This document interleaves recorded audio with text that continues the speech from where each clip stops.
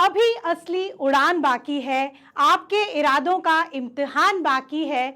अभी तो नापी है मुट्ठी भर जमीन, अभी पूरा आसमान बाकी है। तो इन जोशीली लाइनों के साथ करते हैं आज के सेशन का आगाज। मैं हूं आपकी biology mentor doctor Ankita Verma और एक बार फिर आप सभी का स्वागत है आपके ही फेवरेट चैनल डेफिनेट सक्सेस पाठशाला में। तो आज मैं आपके लिए लेके आई हूं one short revision chapter number 6 जो कि है कंट्रोल एंड कोऑर्डिनेशन। ये चैप्टर जो है कंट्रोल एंड कोऑर्डिनेशन, ये भी बहुत इंपॉर्टेंट चैप्टर है आपके बोर्ड पॉइंट ऑफ व्यू से।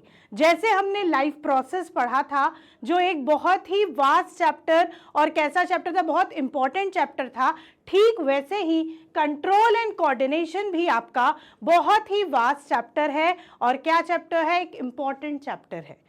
ठीक है, तो आज हम इसका रैपिड रिवीजन करेंगे इसके इंपॉर्टेंट टॉपिक्स के साथ, जो टॉपिक्स मोस्ट प्रोबेबल टाइम रखते हैं और मोस्ट प्रोबेबिलिटी है उन टॉपिक्स की कि वो आपके बोर्ड एग्जाम में आए। तो हम उन सारे टॉपिक्स का जल्दी से करेंगे वन शॉर्ट रिवीजन। ठीक है बच्चों, तो आप हो जाइए जल्दी से रेडी अपना पेन पेंसिल लेके और मेरे साथ शुरू करते हैं वन शॉर्ट रिवीजन। तो जो टॉपिक्स हमें कवर करने हैं इस चैप्टर में वो है डिफरेंट टर्म्स जो हमारे यूज होंगे। न्यूरॉन क्या है, types of neuron, types of action, nervous system. ठीक है, उसके बाद हमें पढ़ना है brain, spinal cord, endocrine system, phytohormones and plant movement.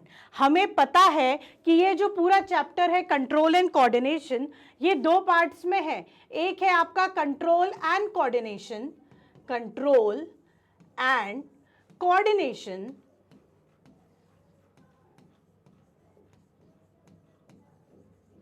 किसमें? कंट्रोल कोऑर्डिनेशन आपका एनिमल्स में। दूसरा आपका है कंट्रोल एंड कोऑर्डिनेशन किसमें? प्लांट्स में। ठीक है, तो ये पूरा चैप्टर दो पार्ट्स में डिवाइड है बेटा, एक कंट्रोल कोऑर्डिनेशन एनिमल्स का, एक कंट्रोल कोऑर्डिनेशन प्लांट्स का। तो सबसे पहले हम कंट्रोल कोऑर्डिनेशन एनिमल्स वाला जो है वो पार्ट स्टडी करेंगे, उसके बाद फिर प्लांट पे मूव करेंगे। ठीक है, तो हमें जल्दी जल्दी रिवीजन करना है, हमें डिटेल में नहीं पढ़ना है क्योंकि डिटेल में आप लोग पूरे साल पढ़ चुके हो। अब टाइम आ गया है कि हम रिवाइज करें, हम इंपॉर्टेंट चैप्टर्स को क्या करें, इंपॉर्टेंट टॉपिक को रिवाइज करें। तो आप लोग सब मेरे साथ रिवीजन करिए। ठीक है, तो हम स्टार्ट करते हैं। सबसे पहला जो आपका है दैट इज द टर्म्स। ठीक है, टर्म्स यूज्ड। तो जो आपके टर्म्स यूज होंगे ना बेटा, उसके अंदर है आपका सबसे पहले स्टिमुलस। क्या है? स्टिमुलस। आपका आता है रिसेप्टर, आपका आता है effector and types of receptor. ये सारी चीजें हमें पढ़नी है। आपने और एक सुना होगा रिस्पॉन्स। ये जो टर्म्स हैं कंट्रोल कोऑर्डिनेशन चैप्टर में बार बार आपने पढ़े होंगे। तो जो हमारा स्टिमुलस है, सबसे हमारा क्या लिखा हुआ है? स्टिमुलस। तो जो हमारा स्टिमुलस है वो क्या है? Any type of environmental change, वो फिजिकल चेंज भी हो सकता है, केमिकल चेंज भी हो सकता है, कोई भी चेंज जिसकी वजह से हमारी बॉडी रिएक्ट करे, हम रिस्पॉन्ड करें, उसको स्टिमुलस कहते हैं। कोई भी वो चेंज जिसकी वजह से हमारी बॉडी कोई एक्शन कर रही है, उसको हम क्या कहते हैं? स्टिमुलस कहते हैं। ठीक है, मैं घर से बाहर निकली, बाहर बहुत तेज धूप थी तो मेरी आईज ब्लिंक करी। तो ये जो मैं आईज ब्लिंक कर रही हूँ ये एक स्टिमुलस है। और किसकी वजह से है? ये जो मैं आईज ब्लिंक कर रही हूँ ये क्या है? ये रिस्पॉन्स है। सॉरी, ठीक है, ये रिस्पॉन्स है। स्टिमुलस क्या है? जो धूप पड़ रही है मेरी आंखों पे, मतलब वो जो एनवायरमेंटल चेंज है। मैंने बाहर निकली, बहुत बारिश हो रही थी, मैंने छाता खोला, ठीक है, या रेनकोट पहना, तो जो छाता खोला, जो रेनकोट पहना, वो क्या है? हमने एक्शन किया, हमने रिस्पॉन्स किया। और जो बारिश हो रही थी वो क्या था? स्टिमुलस था। क्या था बेटा? स्टिमुलस था। तो कोई भी ऐसा एनवायरमेंटल चेंज जिसकी वजह से हम एक्शन कर रहे हैं, हम रिस्पॉन्ड कर रहे हैं, वो होता है आपका क्या? स्टिमुलस। क्या होता है? स्टिमुलस होता है। ठीक है, समझ में आया? रिस्पॉन्स, स्टिमुलस की वजह से जो हम रिएक्शन दे रहे हैं, जो हम एक्शन कर रहे हैं, वो होता है रिस्पॉन्स। क्या होता है? वो रिस्पॉन्स कहलाता है। ठीक है, कैसा रिस्पॉन्स? जैसे मैंने छाता खोला बारिश की वजह से, मैंने आईज ब्लिंक करी धूप की वजह से, तो ये मेरा रिस्पॉन्स है। क्या है? ये मेरा रिस्पॉन्स है। मैंने बच्चों को क्लास में जोर से चिल्लाया, they put the finger on her lips, on his lips, तो ये उनका रिस्पॉन्स है। समझ में आया? जो हम उस स्टिमुलस की वजह से रिस्पॉन्ड कर रहे हैं, दैट इज रिस्पॉन्स। क्या होता है? वो रिस्पॉन्स होता है। समझ में आ गया? उसके बाद रिसेप्टर्स, जो रिसीव करे, जो सिग्नल को कैच करे, वो रिसेप्टर है। ऐसे सेल्स या ऐसे ग्रुप ऑफ सेल्स जो क्या करें? सिग्नल को कैच करें और ब्रेन तक ले जाएं, वो होते हैं रिसेप्टर्स। ऐसे सेल्स या ऐसे ग्रुप ऑफ सेल्स कहाँ प्रेजेंट हैं? सेंस ऑर्गन में। कहाँ प्रेजेंट हैं? सेंस ऑर्गन में। कौन से सेंस ऑर्गन में? हमारे सेंस ऑर्गन्स, जैसे कि कौन से सेंस ऑर्गन्स? कौन कौन से सेंस ऑर्गन है हमारे? ईयर्स है, नोज है, टंग है, स्किन है ना? ये क्या है? हमारे आईज हैं। ये सब हमारे क्या है? सेंस ऑर्गन्स है, 5 सेंस ऑर्गन्स। तो इनमें रिसेप्टर्स हैं, ये सिग्नल को रिसीव करते हैं और ब्रेन तक ले जाते हैं। ठीक है, तो उनको कहेंगे रिसेप्टर। Now effector. इफेक्टर क्या है? इफेक्टर जो सिग्नल ब्रेन तक गया, ब्रेन ने बोला ये करो। हमने देखा एक डॉगी दौड़ता हुआ, भौंकता हुआ हमारे पास दौड़ता हुआ चला आ रहा है, हम भी दौड़ेंगे उससे बचने के लिए? दौड़ रहे हैं ना? तो हमारा कौन सा पार्ट बॉडी का क्या कर रहा है? रिस्पॉन्ड कर रहा है। लेग्स रनिंग स्टार्ट कर दी हमने, भाई मसल्स, तो मसल्स क्या हो गई? लेग के मसल्स हो गए आपके इफेक्टर। हमने किसी गर्म चीज पे हाथ लगा दिया, हमने तुरंत हाथ हटाया, तो जो आपने तुरंत हाथ हटाया वो आपकी मसल्स में, हैंड ने क्या किया? एक्शन किया, तो वो क्या हो गया? हैंड आपका इफेक्टर हो गया। क्या हो गया? इफेक्टर हो गया। मतलब that part of body which respond, है ना, जो रिस्पॉन्ड कर रहा है वो इफेक्टर है। क्या है बेटा? वो इफेक्टर है। क्लियर? उसके बाद टाइप्स ऑफ रिसेप्टर। हमें पता है सेंस ऑर्गन हमारे आईज है, नोज है, ईयर है, स्किन है ना? ये सब क्या है आपके? टंग है, ये सब क्या है? सेंस ऑर्गन है। तो आईज में भी हमारे रिसेप्टर्स होंगे। कौन से रिसेप्टर्स होते हैं आईज में? Photo receptors. ईयर में फोनो रिसेप्टर्स, नोज में आपका ऑल्फैक्टरी रिसेप्टर, टंग में गस्टेटरी रिसेप्टर। ठीक है, और उसके बाद स्किन में थर्मो रिसेप्टर। क्या होता है? Thermo receptors. तो ये सारे रिसेप्टर्स हैं जो आपके सेंस ऑर्गन में प्रेजेंट हैं। कहाँ प्रेजेंट है बेटा? सेंस ऑर्गन में प्रेजेंट है। ठीक है, और ये क्या कर रहे हैं? ये आपके धीरे धीरे क्या कर रहे हैं? ये आपके एक्शन कर रहे हैं और ये सिग्नल्स को रिसीव कर रहे हैं और ब्रेन तक ले जा रहे हैं।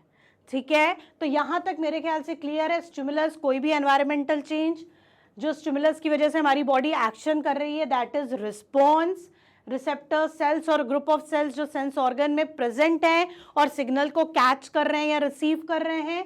इफेक्टर, जो पार्ट ऑफ द बॉडी क्या कर रहा है? एक्शन कर रहा है, that is effector. Types of receptor जो डिफरेंट सेंस ऑर्गन में प्रेजेंट है, आईज में प्रेजेंट है, नोज में प्रेजेंट है, ईयर्स में प्रेजेंट है, टंग में प्रेजेंट है, स्किन में प्रेजेंट है, वो होते हैं हमारे types of receptor. Photo receptor, phono receptor, olfactory receptors, gustatory receptors and thermo receptors. ये आपके टाइप्स ऑफ रिसेप्टर्स हैं which are present in your sense organ. Right, अब अपन चलते हैं नेक्स्ट। कहाँ चलते हैं? नेक्स्ट की तरफ। कहाँ चल रहे हैं अपन? नेक्स्ट की तरफ। चलो, अब इस कंट्रोल एंड कोऑर्डिनेशन की पूरी समरी कि हमें पढ़ना क्या है भाई। कंट्रोल एंड कोऑर्डिनेशन में हमें नर्वस सिस्टम पढ़ना है और एंडोक्राइन सिस्टम पढ़ना है। क्या पढ़ना है? नर्वस सिस्टम और एंडोक्राइन। हमारी बॉडी में, ह्यूमन बॉडी में दो तरह के कंट्रोल हैं। एक है हमारा नर्वस कंट्रोल,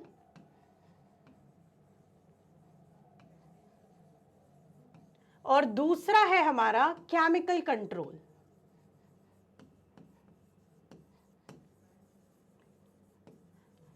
ठीक है, कौन कौन से हैं? Nervous control and chemical control. तो हमारा नर्वस कंट्रोल नर्वस सिस्टम की वजह से है, और हमारा केमिकल कंट्रोल जो है वो इस एंडोक्राइन ग्लैंड्स की वजह से, जो कि क्या सीक्रेट करते हैं? एक तरह का केमिकल जिसको हम बोलते हैं हॉर्मोन्स। क्या बोलते हैं? हॉर्मोन्स बोलते हैं। ठीक है, तो आपका नर्वस कंट्रोल है, केमिकल कंट्रोल है जो हमारी बॉडी में एक्ट करता है, केमिकल कंट्रोल हॉर्मोन्स के थ्रू करता है, और नर्वस कंट्रोल ब्रेन और स्पाइनल कॉर्ड के थ्रू पड़ता है। तो यही सारी चीज़ें इसमें दी हुई हैं। नर्वस में दिया है CNS, central nervous system, peripheral nervous system and autonomic nervous system. CNS में ब्रेन और स्पाइनल कॉर्ड दिया हुआ है, और पेरिफेरल नर्वस सिस्टम में क्रेनियल नर्व्स और स्पाइनल नर्व्स दी हुई हैं, और ऑटोनॉमिक नर्वस सिस्टम में सिंपैथेटिक एंड पैरासिम्पैथेटिक दिया हुआ है। ब्रेन में fore brain, midbrain, hind brain है। फोर ब्रेन में ऑल्फैक्टरी लोब है, सेरिब्रम है, डायंसिफिलॉन है। मिड ब्रेन के सब पार्ट्स नहीं हैं। हिंड ब्रेन में cerebellum, pons varolii and medulla oblongata, ये आपको पढ़ना है। ठीक है, तो ये है पूरा आपका चैप्टर जो हम पढ़ेंगे इन ह्यूमंस, राइट। आ जाओ आगे। सबसे पहले जो मेन यूनिट है, जो मेन फंक्शनल यूनिट है ऑफ योर नर्वस सिस्टम, वो क्या है? न्यूरॉन है। न्यूरॉन एक फंक्शनल यूनिट है, मेन कंपोनेंट है हमारे नर्वस सिस्टम का।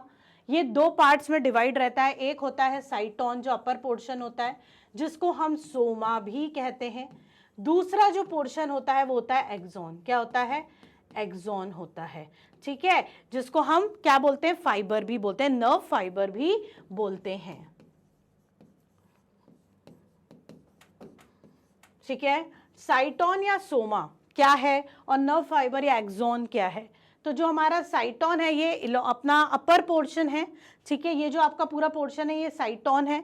साइटोन में आपके ये टेपरिंग एंड्स दिख रहे हैं, ब्रांचेस दिख रही हैं। ये जो ब्रांचेस हैं इसको हम बोलते हैं डेंड्राइट्स। क्या बोलते हैं? डेंड्राइट्स। टेपरिंग एंड्स को डेंड्रॉन बोलते हैं। ये बीच में आपका न्यूक्लियस है, ये आपका पूरा एक्सॉन है, ये आपकी क्या है? माइलिन शीथ है। ये जो अंदर सेल हैं वो श्वान सेल हैं। बीच में जो गैप होता है this is node of Ranvier. ठीक है, और ये आपके क्या है? ये आपका है एक्सॉन टर्मिनल या नर्व एंडिंग। ठीक है, देखो फर्स्ट इज डेंड्राइट्स। क्या है ये? डेंड्राइट्स। सेकंड ये आपका पूरा क्या है? सोमा, जिसको हम साइटोन भी बोलते हैं। थर्ड आपका ये क्या है? एक्सॉन है। फोर्थ आपका क्या है? Node of Ranvier. ये जो गैप दिख रहा है जहाँ पे माइलिन शीथ ब्रेक हो रही है this is known as node of Ranvier. उसके बाद फिफ्थ ये जो आपकी ब्रांचेस दिख रही है, जो एंड हो रहा है आपका neuron, this is known as axon terminal. क्या है ये बेटा? एक्सॉन टर्मिनल है। ये जो अंदर सेल है आपके माइलिन शीथ में ये है श्वान सेल। कौन से cell? Schwann cell. Schwann cell क्या करते हैं? श्वान सेल माइलिन शीथ को बनाते हैं। किसको बनाते हैं? माइलिन शीथ को जनरेट करते हैं, माइलिन शीथ को प्रोड्यूस करते हैं। सेवेंथ आपका माइलिन शीथ है, ये जो बाहर कवरिंग है इसे माइलिन शीथ बोलते हैं। उसके बाद एट्थ जो है आपका क्या है? न्यूक्लियस है। ये सेंटर में आपका क्या दिख रहा है? न्यूक्लियस दिख रहा है। तो this is the structure of neuron. ये न्यूरॉन का स्ट्रक्चर है। जो केमिकल सिग्नल या जो आपका सिग्नल आता है बाहर से वो डेंड्राइट्स कैच करते हैं। सबसे पहले कौन कैच करता है? सबसे पहले डेंड्राइट्स कैच करते हैं। फिर वो डेंड्राइट्स उसे साइटोन में भेजते हैं, मतलब इस सोमा में भेजते हैं। वहां से वो कहाँ जाता है? एक्सॉन में जाता है, और एक्सॉन से कहाँ जाता है? एक्सॉन टर्मिनल पर जाता है। इस तरीके से आपका जो नर्व इम्पल्स है वो क्या करता है? ट्रैवल करता है। ठीक है, ये क्या है? उसका एक पाथ है कि कैसे आपका नर्व मैसेज, जो आपका नर्व इम्पल्स है वो ट्रैवल करेगा। अब ये हो गया आपका क्या? ये हो गया आपका नर्व का स्ट्रक्चर। क्या हो गया? नर्व का स्ट्रक्चर या न्यूरॉन का स्ट्रक्चर। अब ये जो न्यूरॉन है ये 3 टाइप के होते हैं बेटा, ये आपको पता होना चाहिए। Neurons are of 3 type. कितने टाइप के होते हैं? 3 टाइप के। कौन कौन से न्यूरॉन होते हैं? ठीक है, तो कौन कौन से हमारे न्यूरॉन होते हैं? एक होता है आपका सेंसरी न्यूरॉन,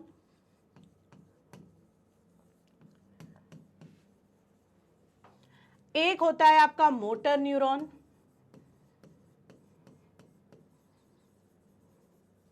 ठीक है, एक होता है आपका रिले न्यूरॉन।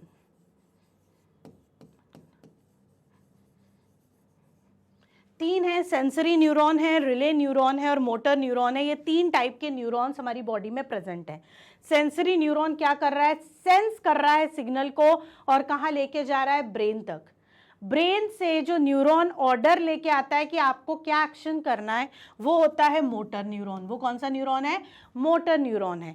इन दोनों के बीच में जो एक इंटरमीडिएट का काम करता है वो होता है रिले न्यूरॉन। कौन सा होता है बच्चों, relay neuron. Sensory neuron signal को कैच करेगा, सेंस करेगा, ब्रेन तक ले जाएगा।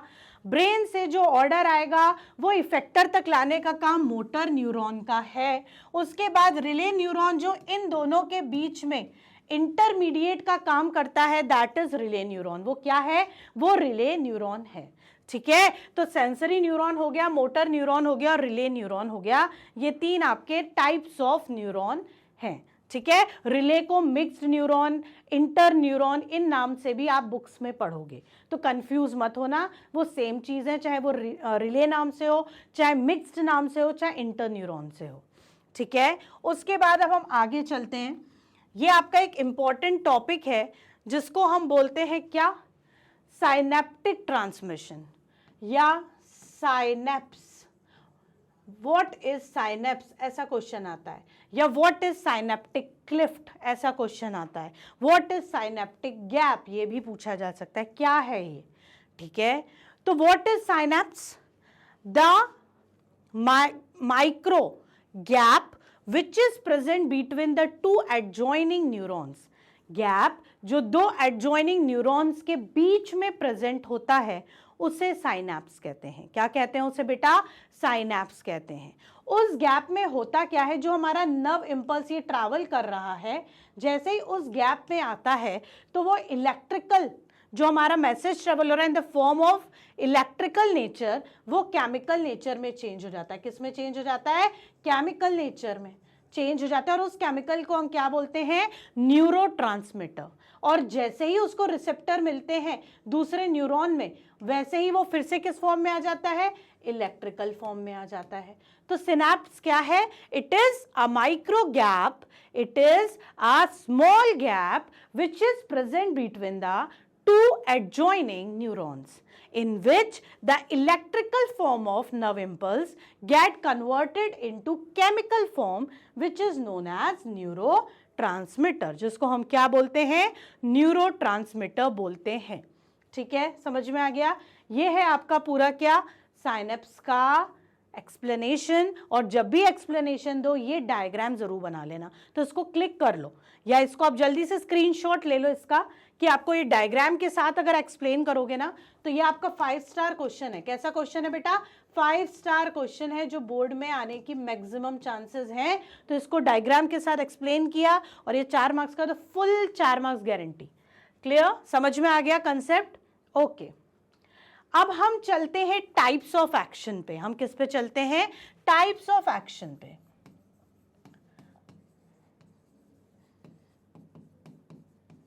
टाइप्स ऑफ एक्शन जब हम देखते हैं तो हमारा होता है एक तो कौन सा एक्शन, रिफ्लेक्स एक्शन। एक आपका होता है वॉलंटरी एक्शन,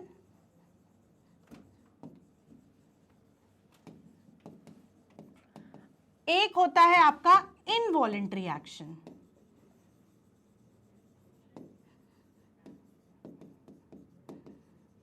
ठीक है, reflex action, voluntary action, involuntary action, these are the types of action. अब क्या है reflex action, the sudden spontaneous action which is not at all pre planned.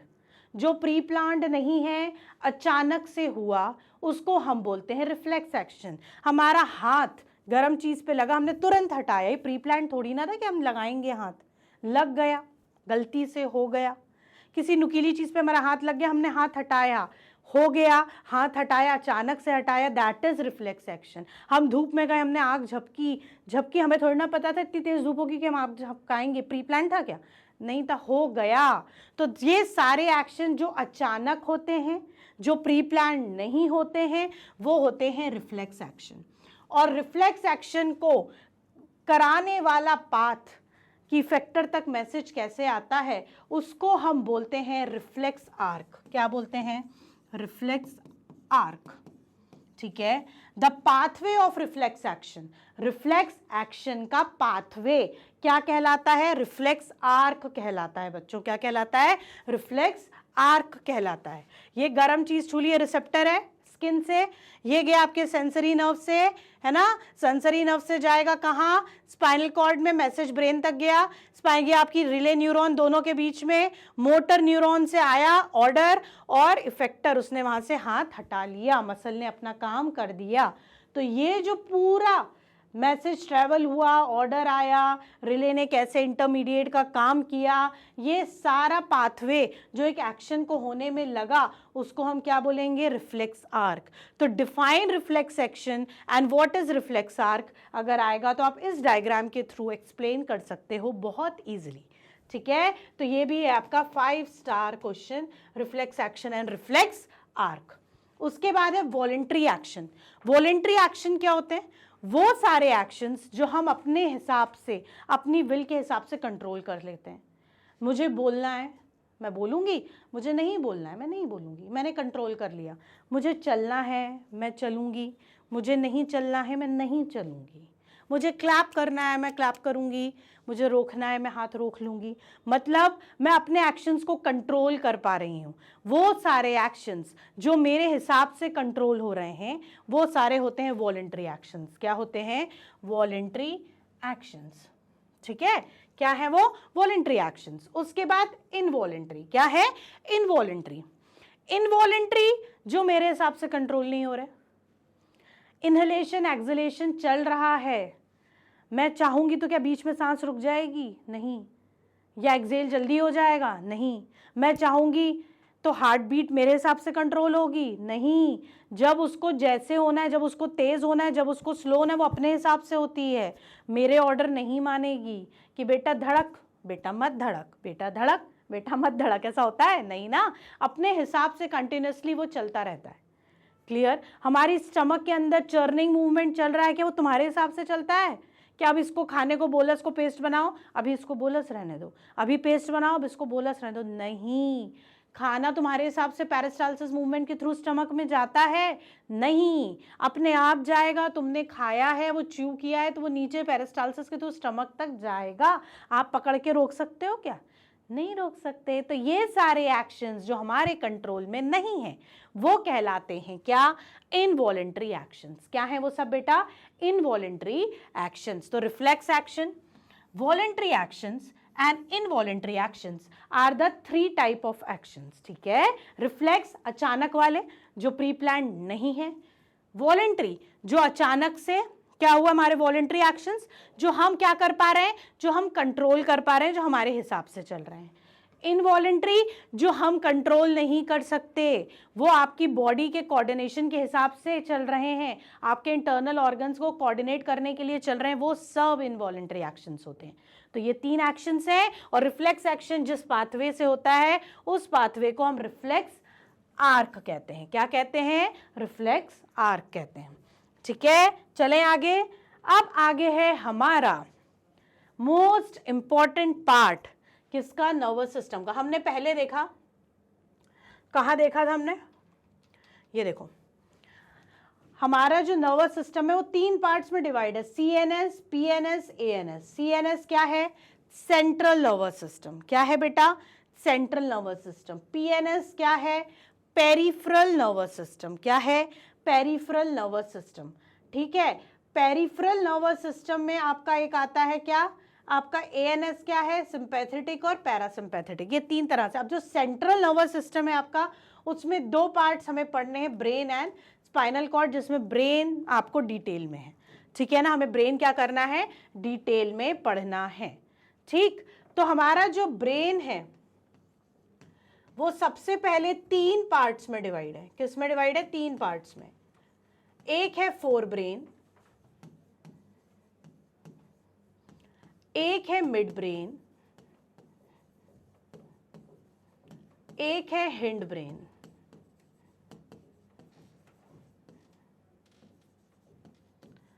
तीन है, forebrain, midbrain, hindbrain. These are the 3 parts of the human brain. ठीक है, ये human brain के 3 parts हैं। फोर ब्रेन क्या, midbrain क्या, hindbrain क्या, ये हमें पढ़ना है।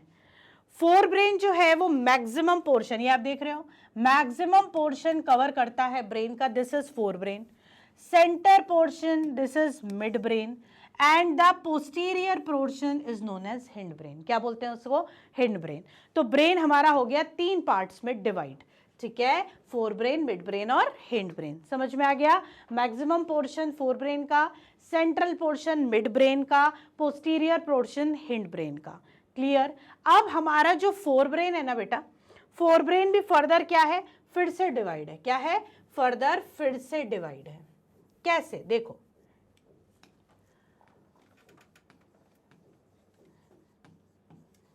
फोर ब्रेन में होते हैं आपके ऑल्फैक्टरी लोब,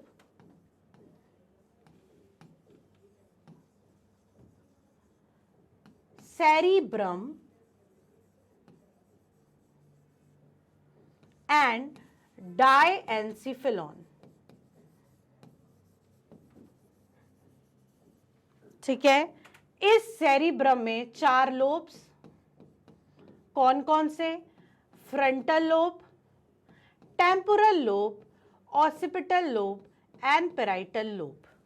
ठीक है, फोर ब्रेन जो आपका है वो फिर से डिवाइड है. फोर ब्रेन पहला होता है हमारा ऑल्फैक्टरी लोब जो यहां होता है. ठीक है, उसके बाद जो हमारा सेरिब्रम है, ये पूरा हमारा सेरिब्रम है जो मैक्सिमम पोर्शन कवर कर रहा है. ठीक है, वो सेरिब्रम भी हमारा कितने पार्ट्स में? 4 लोब्स में डिवाइड है. कौन कौन से 4 लोब्स? फ्रंटल, ये जो पर्पल कलर से दिख रहा है, पेराइटल ये येलो कलर से दिख रहा है, ऑसिपिटल ये ब्लू कलर से दिख रहा है, एंड ऑरेंज से आपको टेम्पोरल लोब दिख रहा है. ठीक है, ये आपके क्या है? 4 लोब्स हैं. क्लियर? तो ये आपका सेरिब्रम शो कर रहे हैं. उसके बाद एक होता है डायएन्सिफिलॉन जो यहाँ आपके बीच में होता है. कहाँ होता है? यहाँ होता है, दैट इज डायएन्सिफिलॉन. ठीक है, याद रहेगा ना, वो डायएन्सिफिलॉन होता है. उसके अंदर आपके थैलेमस एंड हाइपोथैलेमस नाम के 2 ग्लैंड्स प्रेजेंट रहते हैं. अब हमारे को पता करना है, फोर ब्रेन हम पढ़ रहे हैं, तो जो फोर ब्रेन है आपका वो हो गया ऑल्फैक्टरी लोब, सेरिब्रम एंड डायएन्सिफिलॉन में डिवाइड. ठीक है, अब हमें डिटेल्ड में ये पढ़ना है. क्या करना है? डिटेल में पढ़ना है फोर ब्रेन के बारे में. डिटेल में अब हम पढ़ेंगे फोर ब्रेन को. फोर ब्रेन में सबसे पहले ऑल्फैक्टरी लोब. क्या होगा? Olfactory lobe. ऑल्फैक्टरी लोब जो है वर्ड से समझ में आ रहा है, फॉर स्मेल. किसके लिए होता है? स्मेल के लिए होता है. ठीक है, उसके बाद सेरिब्रम. सेरिब्रम जो हमारा मैक्सिमम पोर्शन कवर कर रहा है, उसमें जो फ्रंटल लोब है, क्या है? Frontal lobe. This is for thinking activities, mental activities, जिसमें हमारा दिमाग खर्च हो, हमें सोचने की जरूरत पड़े, वो सारी चीजें हमारी कौन कवर करता है? Frontal lobe. क्लियर? उसके बाद है आपका कौन सा? टेम्पोरल लोब, ये ऑरेंज वाला. आपका ये होता है ऑडिटरी रिस्पॉन्स के लिए. किसके लिए होता है बेटा? ऑडिटरी रिस्पॉन्स, जो आप सुन पा रहे हो. किसकी वजह से? टेम्पोरल लोब की वजह से. उसके बाद होता है आपका पेराइटल, ये येलो वाला पोर्शन. ये किसके लिए है? ये है आपके विजुअल रिस्पॉन्स के लिए, देख रहे हो जो चीजें आप. ठीक है, क्लियर? उसके बाद है आपका क्या? सॉरी, ये जो आपका ऑसिपिटल है, ये है आपका बेटा किसके लिए? विजुअल रिस्पॉन्स के लिए. कौन सा वाला? ब्लू वाला. ब्लू वाला है आपका विजुअल, जो आप देख पा रहे हो. और जो आपका पेराइटल है, that is yellow portion, PL, वो है आपका टच, टेस्ट, टेम्परेचर के लिए. टी क्यूब के लिए. T cube means touch, taste and temperature. ठीक है, समझ में आ गया ना? तो ये जो आपका ऑल्फैक्टरी लोब है, उस स्मेल के लिए, और सेरिब्रम में फ्रंटल थिंकिंग एक्टिविटीज के लिए, टेम्पोरल ऑडिटरी रिस्पॉन्स के लिए, ऑसिपिटल विजुअल रिस्पॉन्स के लिए, and parietal T3 touch, taste and temperature के लिए. ये आपके लोब्स का हो गया. ठीक है, उसके बाद एक बचता है डायएन्सिफिलॉन. क्या बचता है? डायएन्सिफिलॉन. इसमें होता है थैलेमस एंड हाइपोथैलेमस.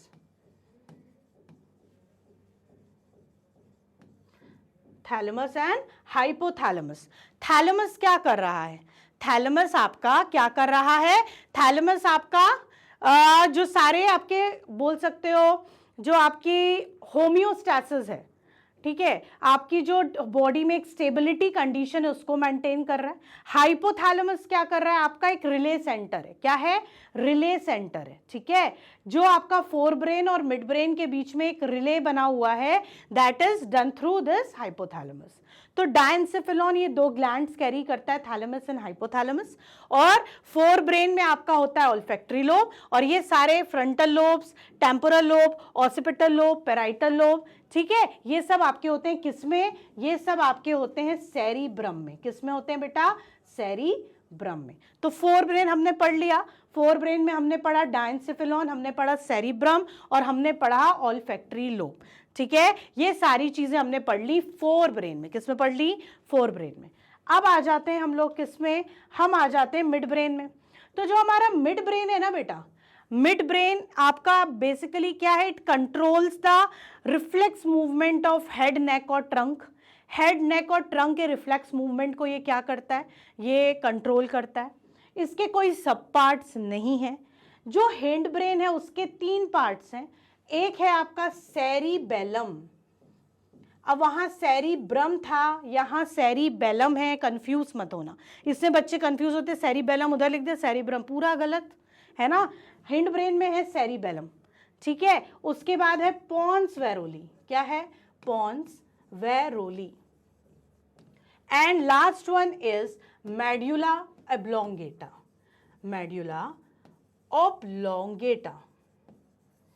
क्लियर। तो cerebellum, pons varolii and medulla oblongata, ये तीन पार्ट्स जो आपके हैं ये किस में हैं, ये आपके ब्रेन में है। किस में है, ब्रेन में है। उसमें जो सेरिबेलम है वो क्या कर रहा है, आपका बॉडी मूवमेंट और पोस्चर्स को कंट्रोल कर रहा है। Pons varolii different aspects of respiration को कंट्रोल कर रहा है। Medulla oblongata involuntary actions like heart beat, like peristalsis movement, breathing, इन सबको कंट्रोल कर रहा है। तो ये हो गया आपका कौन सा पार्ट, हाइंड ब्रेन का। कौन सा हो गया, हाइंड ब्रेन। तो ब्रेन हो गया आपका, फोर ब्रेन हमने पढ़ लिया जिसमें ऑल्फैक्टरी लोब पढ़ा, सेरिब्रम पढ़ा, सेरिब्रम में 4 लोब्स पढ़े, और उसके बाद हमने पढ़ा क्या, डायंसेफेलॉन। ठीक है, उसके बाद हमने मिड ब्रेन पढ़ा जो रिफ्लेक्स मूवमेंट को कंट्रोल करता है हेड, नेक और ट्रंक के। उसके बाद हमने पढ़ा हाइंड ब्रेन जिसमें 3 पार्ट्स हैं, सेरिबेलम है, पोन्स वेरोली है और मेडुला ऑब्लोंगेटा है। ठीक है, तो ये हो गया आपका कौन सा पोर्शन कवर, ये आपका हो गया हिंड ब्रेन और कंप्लीट ब्रेन। इस तरीके से आपको एक्सप्लेन करा। ब्रेन बेसिकली एक delicate, very important, crucial part है हमारी बॉडी का, जो एक स्कल से कवर रहता है जिसको हम क्रेनियम बॉक्स बोलते हैं। उस क्रेनियम के अंदर 3 लेयर्स उसको और प्रोटेक्ट करती हैं जिसको हम मेनिंजेस बोलते हैं। क्या बोलते हैं बेटा, मेनिंजेस बोलते हैं। उस मेनिंजेस के अंदर और ब्रेन के आसपास एक फ्लूइड भरा रहता है जिसको हम बोलते हैं सेरेब्रोस्पाइनल फ्लूइड, CSF। वो ब्रेन को शॉक प्रूफ रखता है, ब्रेन को मॉइस्ट रखता है, इस तरीके से ब्रेन को हेल्प करता है। तो ये सारी चीजें हो गई आपकी ब्रेन की। अगर मैं स्पाइनल कॉर्ड की बात करूं, किसकी बात करूं, स्पाइनल कॉर्ड की बात करूं, तो स्पाइनल कॉर्ड आपका एक ट्यूबुलर स्ट्रक्चर है जो मेडुला ऑब्लोंगेटा से कंटिन्यूएशन में होता है। ठीक है, जो स्पाइनल कॉर्ड है वो भी हमारा एक बहुत ही इंपॉर्टेंट पार्ट है हमारी बॉडी का। वो एक कंट्रोल सेंटर है सारे रिफ्लेक्स एक्शन का। जो भी रिफ्लेक्स एक्शन होगा वो उसका कंट्रोल किसके पास है, स्पाइनल कॉर्ड के पास है। स्पाइनल कॉर्ड जो है एक प्रोटेक्टिव कवरिंग से कवर रहता है क्योंकि वो भी बहुत डेलिकेट पोर्शन है। वो कौन सी कवरिंग है, वर्टिब्रल कॉलम। कौन सी कवरिंग है, वर्टिब्रल कॉलम। वर्टिब्रल कॉलम के अंदर फिर 3 लेयर्स रहेंगी जिसको यहां पर भी हम मेनिंजेस बोलेंगे। फिर से फ्लूइड रहेगा जिसको हम सेरिब्रोस्पाइनल फ्लूइड बोलेंगे। इसलिए सेरिब्रो भी लगा है, स्पाइनल भी लगा है, दोनों में ये फ्लूइड प्रेजेंट रहता है जो आपके स्पाइनल कॉर्ड को शॉक प्रूफ एंड एब्जॉर्बेंट की तरह रहता है और मॉइस्ट रखता है। ठीक है, तो ये जो स्पाइनल कॉर्ड है ये हमारा क्या है, एक रिले सेंटर है। ठीक है, सेंसरी नर्व्स और मोटर नर्व्स के लिए, और दूसरा कंट्रोल सेंटर है सारे रिफ्लेक्स सेंटर, रिफ्लेक्स एक्शन के लिए।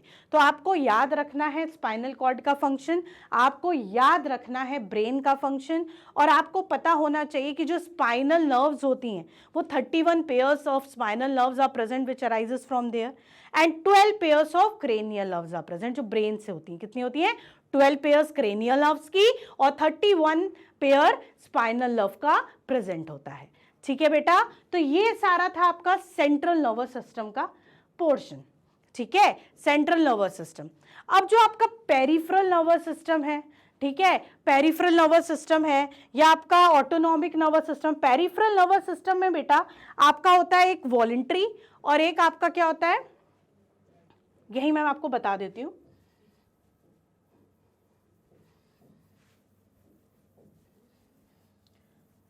पीएनएस जिसको हम बोलते हैं, क्या बोलते हैं, PNS, PNS peripheral nervous system. इसमें एक है आपका ऑटोनॉमिक नर्वस सिस्टम, एक है आपका voluntary nervous system. Autonomic nervous system में एक है आपका सिंपैथेटिक और पैरासिम्पैथेटिक कंपोनेंट।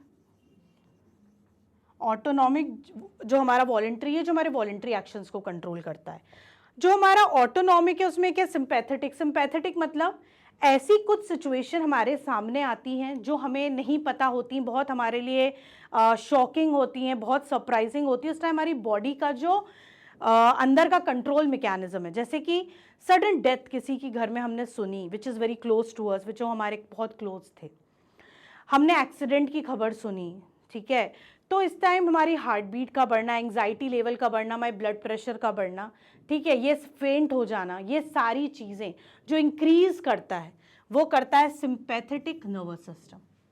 उसको वापस से नॉर्मलाइज करना, वापस से बॉडी को नॉर्मल कंडीशन में लाना करता है पैरासिम्पैथेटिक। कौन करता है, पैरासिम्पैथेटिक। तो ऑटोनॉमिक जो अचानक से कंडीशंस आई, उस कंडीशन के हिसाब से अपनी बॉडी को प्रिपेयर कराने का काम सिंपैथेटिक करेगा, बॉडी को वापस से नॉर्मलाइज लाने का काम हमारा पैरासिम्पैथेटिक करेगा।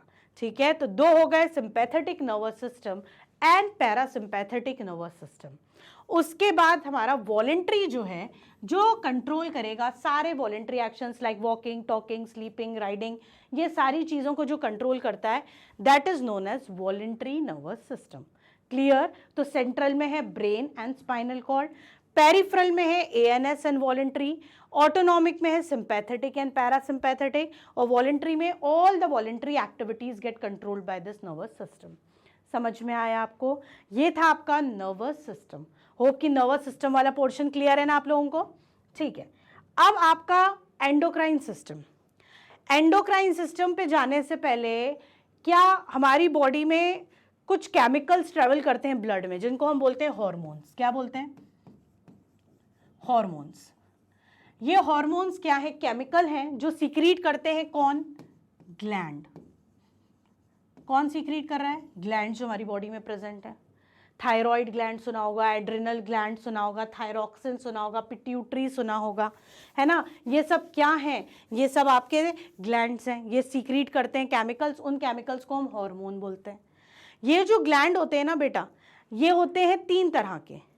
जो ग्लैंड होते हैं वो होते हैं 3 तरह के। पहला होता है एंडोक्राइन ग्लैंड, दूसरा होता है एक्सोक्राइन ग्लैंड, तीसरा होता है हेट्रोक्राइन ग्लैंड। जो हमारा एंडोक्राइन, एंडोक्राइन का मतलब डक्टलेस ग्लैंड, जिसके पास कोई ट्यूबुलर स्ट्रक्चर नहीं है अपने केमिकल के लिए, वो डायरेक्टली ब्लड में पोर कर देता है अपना जो भी वो केमिकल सीक्रेट कर रहा है। एक्सोक्राइन जिसके पास डक्ट है, जैसे स्वेट ग्लैंड, सेबेशियस ग्लैंड, जो डक्ट के थ्रू अपना सीक्रेशन सीक्रेट कर रहे हैं। हेट्रोक्राइन जिसके पास दोनों पोर्शन है, एंडोक्राइन वाला भी डायरेक्टली भी पोर करता है और एक्सोक्राइन वाला भी डक्ट भी है, डायरेक्ट डक्ट से भी वो अपना सीक्रेशन सीक्रेट करता है, तो वो हो जाता है हेट्रोक्राइन। ठीक है, क्लियर? तो endocrine ductless, exocrine with duct, heterocrine both the portion, that is endocrine का भी एक्सोक्राइन का भी। एग्जांपल इसका पेनक्रियाज है। पेनक्रियाटिक जूस वो डक्ट के थ्रू ड्यूडेनम में छोड़ता है, ड्यूडेनम में आता है, सुना है ना आपने? और उसके बाद जो इंसुलिन है वो डायरेक्टली ब्लड में भी पोर करता है। तो वो दोनों तरीके से काम कर रहा है, एक्सोक्राइन तरीके से भी, एंडोक्राइन तरीके से भी, इसलिए वो अलग कैटेगरी में है, दैट इज हेट्रोक्राइन। उसको हम क्या बोलेंगे? हेट्रोक्राइन या मिक्सोक्राइन ग्लैंड। क्लियर? तो ग्लैंड्स आपके 3 टाइप के हो गए, एंडोक्राइन, एक्सोक्राइन, मिक्सोक्राइन या हेट्रोक्राइन ग्लैंड भी उसको हम बोलते हैं। तो जो हमारे ग्लैंड्स हैं ये कर क्या रहे हैं? ये पूरा केमिकल कोऑर्डिनेशन कर रहे हैं बेटा। क्या कर रहे हैं? बॉडी के अंदर केमिकल कोऑर्डिनेशन कर रहे हैं। किस तरीके का केमिकल कोऑर्डिनेशन? ठीक है, कि हमारी बॉडी में ग्रोथ हार्मोन कब सीक्रेट होना है, ग्रोथ हार्मोन जो है कहाँ टारगेट तक जाना है, ठीक है। हमारे जो बॉडी में सेकेंडरी सेक्स हार्मोन सीक्रेट होते हैं, सेक्स हार्मोन सीक्रेट होते हैं, वो कब सीक्रेट होंगे, कितने सीक्रेट होंगे, ये सारा केमिकल कंट्रोल हमारा एंडोक्राइन सिस्टम करता है। ये एंडोक्राइन सिस्टम या एंडोक्राइन ग्लैंड्स हैं आपके, जैसे ये हाइपोथैलेमस है। पिट्यूटरी ग्लैंड जो होता है वो मास्टर ग्लैंड होता है। क्यों होता है मास्टर ग्लैंड? क्योंकि वो सारे दूसरे जितने भी एंडोक्राइन ग्लैंड्स प्रेजेंट हैं उसको कंट्रोल करता है। उसके बाद होता है आपका थायराइड और पैराथायराइड ग्लैंड। उसके बाद होता है आपका पेनक्रियाज। उसके बाद होता है एड्रिनल ग्लैंड होता है जो आपका यहाँ किडनी के ऊपर प्रेजेंट रहता है। प्लेसेंटा ड्यूरिंग प्रेगनेंसी आप छोड़ दीजिए। टेस्टो हमारा जो हमारे टेस्टिस होती है वो आपका टेस्टोस्टेरोन सीक्रेट करती है। जो ओवरी होती है आपका वो आपका ईस्ट्रोजन सीक्रेट करती है। थाइमस भी आपका ग्लैंड है जो आपका यहाँ पर प्रेजेंट रहता है। पीनियल ग्लैंड भी आपका एंडोक्राइन ग्लैंड है। तो ये सारे आपके एंडोक्राइन ग्लैंड्स हैं जो सीक्रेट करते हैं hormones that have some specific role inside your body, ठीक है। तो उन स्पेसिफिक रोल की वजह से आपकी बॉडी में केमिकल कोऑर्डिनेशन ऑपरेट करता है, ठीक है। केमिकल कोऑर्डिनेशन, कोई छोटा है कोई बड़ा है, कोई मोटा है कोई पतला है, तो ये सारी चीज़ें कैसे हो रही हैं बेटा? ये सारी चीज़ें केमिकल कोऑर्डिनेशन से हो रही हैं। और वो केमिकल कोऑर्डिनेशन कौन कर रहा है? एंडोक्राइन सिस्टम कर रहा है by secreting different endocrine hormones inside your body, है ना। जैसे आपको इंसुलिन का पता है, वो शुगर लेवल ब्लड में कंट्रोल करता है ना। ईस्ट्रोजन जो आपके सेकेंडरी सेक्सुअल कैरेक्टरिस्टिक्स फीमेल्स में आते हैं वो ईस्ट्रोजन कंट्रोल करता है। टेस्टोस्टेरोन जो मेल्स में सेकेंडरी सेक्सुअल कैरेक्टर्स हैं वो टेस्टोस्टेरोन सीक्रेट करता है। क्लियर? पिट्यूटरी ग्लैंड का एंटीरियर पार्ट जो है वो ग्रोथ हार्मोन सीक्रेट करता है, ठीक। तो ये सारी चीज़ें जो आपकी हैं, है ना, तो ये सारी चीज़ें आपकी कौन कर रहा है? एंडोक्राइन सिस्टम कर रहा है, जो मिलकर आपके different glands, endocrine glands together constitute the endocrine system, ठीक है। और वो एंडोक्राइन ग्लैंड्स कैसे होते हैं? डक्टलेस ग्लैंड होते हैं। कैसे होते हैं बेटा? डक्टलेस ग्लैंड होते हैं। आपकी एनसीईआरटी में एक टेबल बना हुआ है, उसमें आपके एंडोक्राइन ग्लैंड्स और उसके फंक्शन है। वो टेबल और उसके फंक्शंस आप अच्छे से पढ़ लें। कई बार ये क्वेश्चन ऑब्जेक्टिव में पूछा जाता है कि पिट्यूटरी को हम मास्टर ग्लैंड क्यों बोलते हैं, ठीक है। क्लियर? इंसुलिन का क्या फंक्शन है ना। आपका ओवरी और टेस्टिस को एंडोक्राइन ग्लैंड बोलते हैं, तो जस्टिफाई करो। तो ये सारे क्वेश्चंस इसमें से बनते हैं। तो आपको हर एंडोक्राइन ग्लैंड के हार्मोन का नाम और उसके फंक्शंस अच्छे से पता होने चाहिए, राइट। अब आ जाते हैं हम प्लांट मूवमेंट्स पे। कहाँ आ जाते हैं बेटा? प्लांट मूवमेंट्स पे, है ना, या आपका केमिकल कोऑर्डिनेशन इन प्लांट्स बोल सकते हैं। चलो पहले केमिकल कोऑर्डिनेशन इन प्लांट्स की बात करें तो केमिकल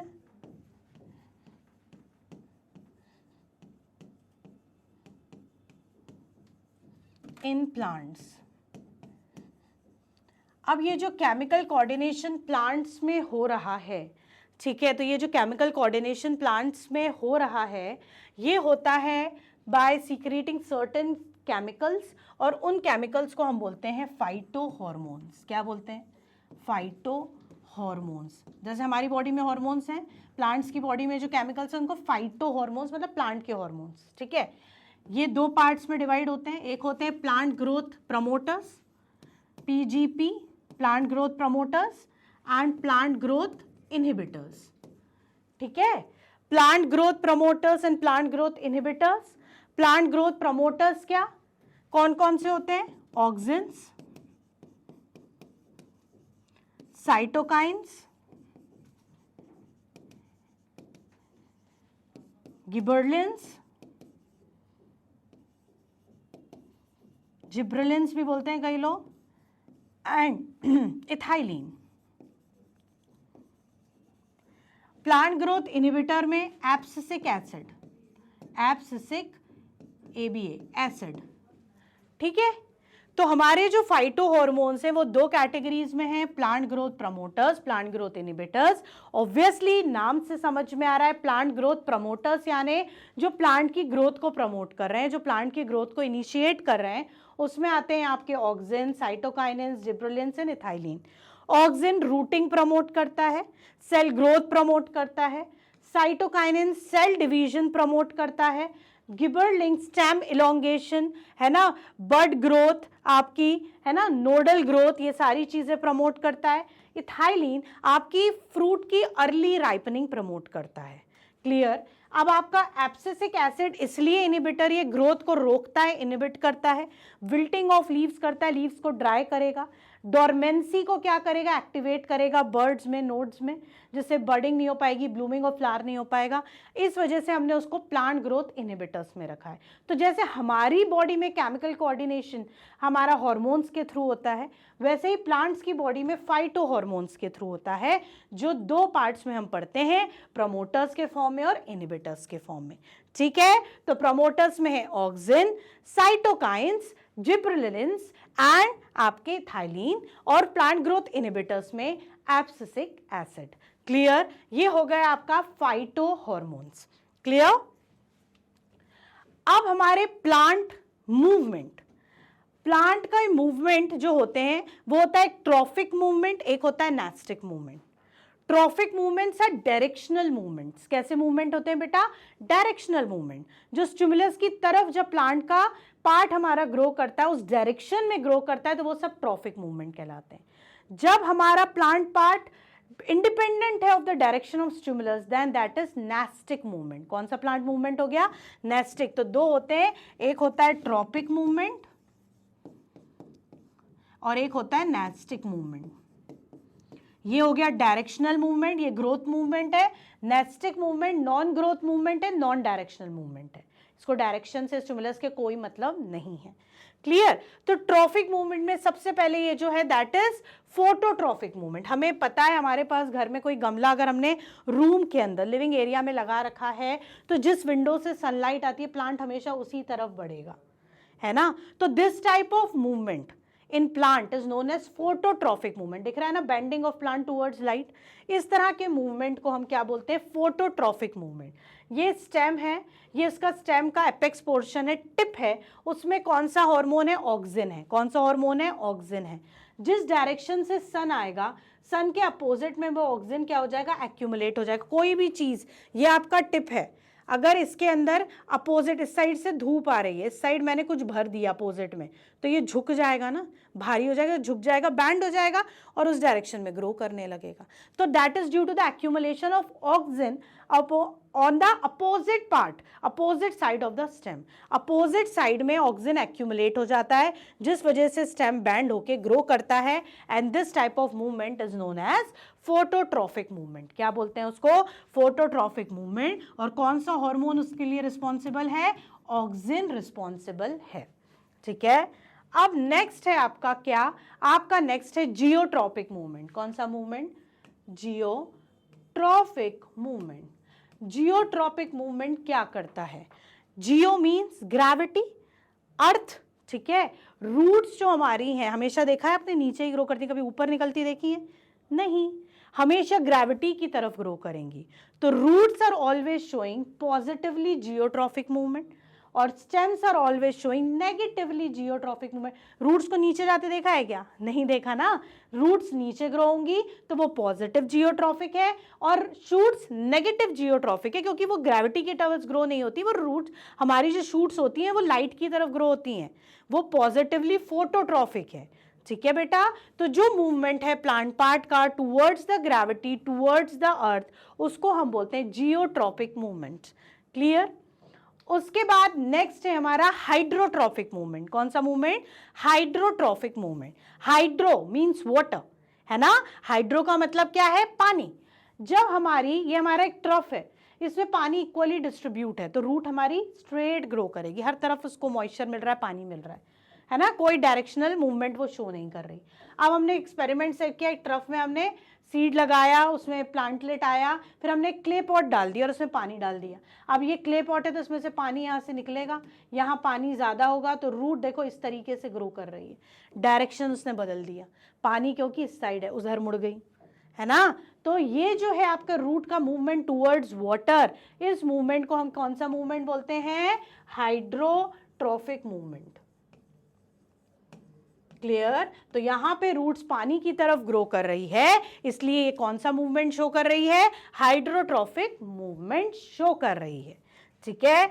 उसके बाद है आपका कीमोट्रॉपिक मूवमेंट। कौन सा मूवमेंट बच्चों? Chemotropic movement.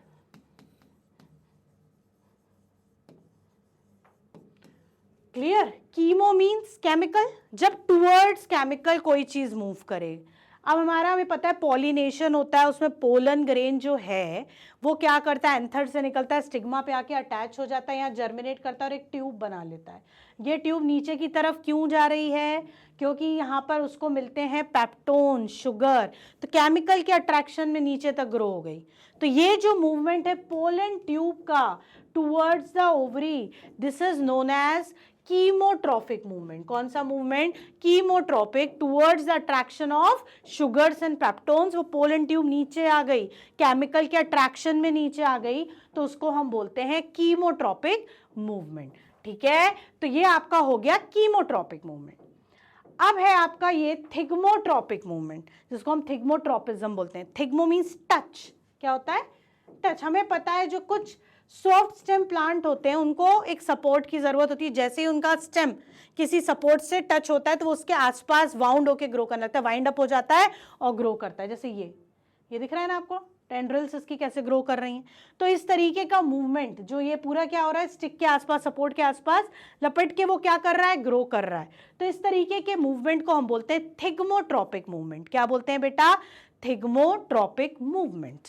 ठीक है, तो ये आपका हो गया थिग्मोट्रॉपिक मूवमेंट। तो ये सारे मूवमेंट्स कौन कौन से हमने पढ़े? फोटोट्रॉपिक, टुवर्ड्स लाइट, ठीक है। उसके बाद क्या पढ़ा बताओ? जियोट्रॉपिक, टुवर्ड्स अर्थ। उसके बाद हमने क्या पढ़ा? जियोट्रॉपिक के बाद हमने पढ़ा हाइड्रोट्रॉपिक। उसके बाद हमने पढ़ा कीमोट्रॉपिक, ठीक है। फोटोट्रॉपिक, जियोट्रॉपिक, हाइड्रोट्रॉपिक, कीमोट्रॉपिक, और लास्ट हमने क्या पढ़ा? थिग्मोट्रॉपिक। तो ये जो मूवमेंट्स हैं सारे, ये हैं ट्रॉपिक मूवमेंट्स। क्या हैं? ट्रॉपिक मूवमेंट्स, डायरेक्शनल मूवमेंट, जहां स्टिमुलस उस डायरेक्शन में ये प्लांट मूव कर रहा है, प्लांट पार्ट मूव कर रहा है। नेस्टिक मूवमेंट एक पढ़ते हैं हम लोग, जिसको हम बोलते हैं सिस्मोनेस्टिक मूवमेंट। क्या बोलते हैं? Seismonastic movement. सिस्मोनेस्टिक मूवमेंट किस में होता है? आपको पता है ना, छुई मुई का पौधा घरों में लगा होगा, जिसको हम टच मी नॉट बोलते हैं। आपने देखा उसकी लीफ को टच करो तो वो ड्रूप डाउन, नीचे की तरफ झुक जाती है। टच करोगे सारी लीव्स ऐसे झुक जाएंगे, ऐसे ऐसे टच करते हैं, मजा आता है ना बहुत, ठीक है। तो वो नीचे क्यों झुक जाती हैं? वाटर बैलेंस का डिफरेंस हो जाता है। लेकिन तुमने ऊपर से टच किया तो क्या वो ऊपर की तरफ आ गई? नीचे ही जा रही है ना, तो उसको डायरेक्शन से कोई मतलब नहीं, it is independent of the direction of stimulus. ऐसे मूवमेंट को हम नेस्टिक बोलते हैं। क्या बोलते हैं? नेस्टिक। और इससे ग्रोथ का भी कोई फर्क नहीं पड़ रहा है। ग्रोथ मूवमेंट है क्या? नहीं, थोड़ी देर बाद वो अपने आप वापस अपनी ओरिजिनल पोजीशन पे आ जाएगा, जैसे ही वाटर बैलेंस वापस से अपना क्या कर लेगा? रिकवर कर लेगा, ठीक है। तो ये movement which is independent of the direction and which is non-growth movement is known as nastic movement, जिसका एग्जाम्पल है सिस्मोनेस्टिक मूवमेंट। कौन से प्लांट में? टच मी नॉट प्लांट में, टच मी नॉट प्लांट में, ठीक है, छुई मुई के प्लांट में। क्लियर? तो ये हो गया आपका नेस्टिक मूवमेंट।